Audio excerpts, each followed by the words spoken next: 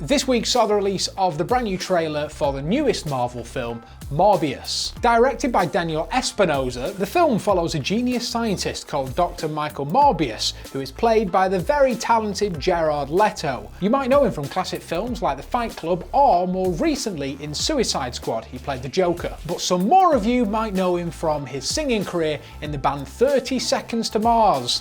He's been getting around quite a lot. Dr. Morpheus is a genius, but also has a very rare blood disease, which sets the premise for the entire film. He's dead set on trying to find a cure for his blood disease, and he won't stop until he finds a cure, and this takes him to some very dark places. Talking to IGN, Leto says, "Morbius the man is a pretty complex character. That's what I was really attracted to.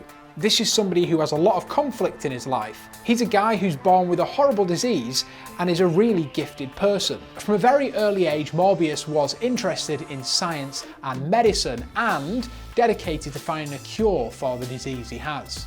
But as you can see from the trailer, on that journey, all hell really does break loose. Much like Marvel characters like Deadpool and the Punisher, Morbius is very much an anti-hero. Being referred to as Morpheus, the living vampire, by his friends and family, but most importantly the comics, he can turn himself into a living vampire. Paled skin, super fast, and with super strength. He's able to use echolocation to locate people, but he also has a thirst for blood, which is, as you can see, where the morals come into play.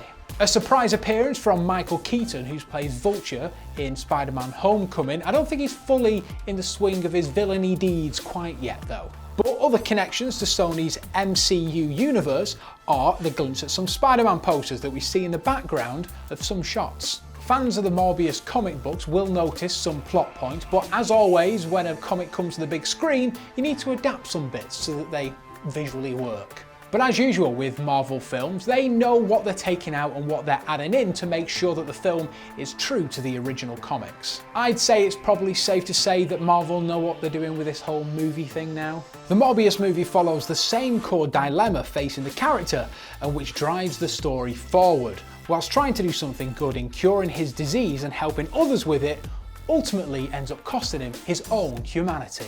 The film lands in our cinemas on July the 31st in the UK and the US, so get ready because it's going to be a good one.